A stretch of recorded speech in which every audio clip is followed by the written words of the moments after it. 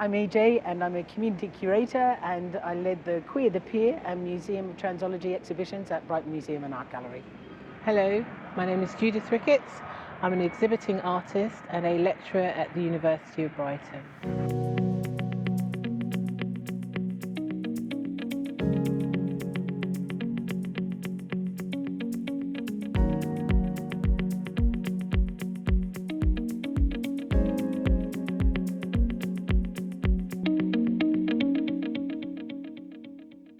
Judith, tell me, what do you think is a successful piece of public art?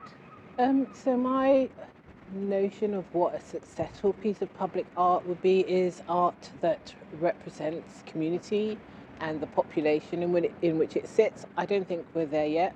Public art generally tends to refer to statues and those kind of monument type buildings in the environment. I think it needs to be multi-layered in that sense, so maybe physical and digital. For me, I guess I am particularly interested in public art being participatory. Yeah. In it actually being of the public, by the public, for the public, Yeah. in a public space. Yeah. And that, in fact, it's the engagement in the creation of that art that gives it heritage, because there's a process of creating a narrative around it. Who made it, who participated, Yeah. who was involved, and passing that on almost like folklore. Yeah, I agree with you. I think that that process is very important. And it's also not a state, is it? It's a moving thing. So what is public art and appropriate today may be very different to what is appropriate tomorrow. And I think that if we can get our heads around that, that's actually quite an important part of the process.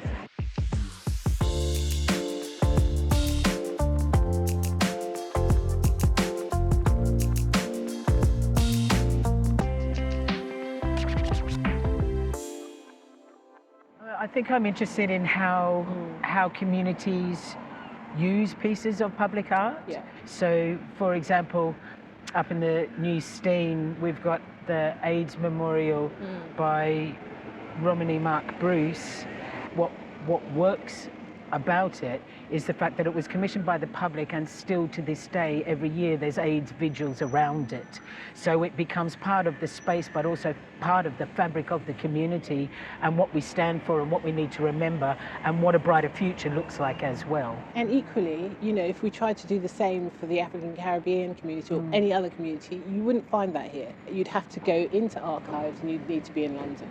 It's fundamentally a problem. And so the notion that you can layer the thing over time starts to shift the notion of how you fund it. If you're funding something potentially that is both physical and digital, that is a potentially movable object. It both moves in the archive and it moves in time potentially with people, because communities can then address, okay, how do we update this and how do we do it potentially digitally? How do we add layers to the thing? You know, if we're building archives, do they sit in institutions in London, or you should be able to physically go and see them without gatekeepers, so that in fact when you're wandering around, a bit like a Pokemon scenario, you know, you wander around and there's an indication that there is something to be seen, let's access it. I worked on a project called the Museum of Transology. Yeah. You know, we have the largest trans community in Brighton than anywhere in the UK. And this community has traditionally not appeared within museums. And so there was an archive started collecting everyday objects from the community that ended up being on show in Brighton Museum for several years. But the project itself wouldn't have happened if the museum expected the community to go into it and do the work for it, to make up for time and invisibility and neglect and erasure all those years. In actual fact, the project had to start outside the museum. The project had to start with the community being activated in spaces that they felt ownership over. So a queer pub, you know, a street march like Trans Pride, for example. These kind of spaces that can be used for public gatherings where people feel ownership and some safety and then they can start collecting and grouping together and manifesting projects that might one day end up in the formal archives, but actually it was the archiving of their experiences in their space outside that made that long-term, that possible. In the end. I think that the funding model needs to change to support that process. So we're not about creating a big monolithic thing at the end, and potentially we're distributing small pockets that kind of come in to become the one larger thing.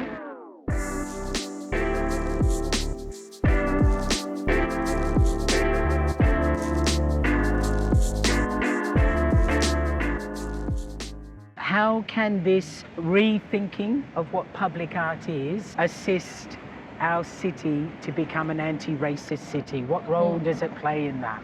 Creating an opportunity to have voice in your city or in your community or in your locale is really important. You need to be able to walk a space and see yourself, recognize your history, recognize your contribution to the space.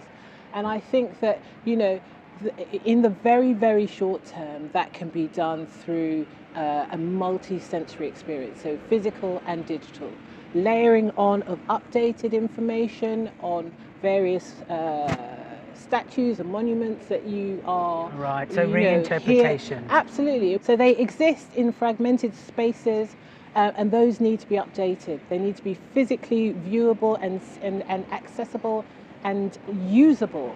Colonisation of sexuality and the legacy, that the colonial legacy internationally that has been left behind, that now regulates other sexualities and gender nonconformity around the world is writ large. And in actual fact, you know, to decolonise gender and decolonise sexuality is the anti-racist fight, and it must be writ large in our city, and particularly a city like Brighton that has the largest LGBTIQ plus population per capita anywhere in the UK. This is all our fight, you know, and public art needs to take a stand with its community at the heart of it, to stand up for the values that represent the people that live here. We're not talking about changing the history that exists. We're talking about adding to it. You know, there is a central story which is often told, right? But what about the supporting stories? There is more to the story than one story. That's absolutely what I'm saying, and I think that that's really important.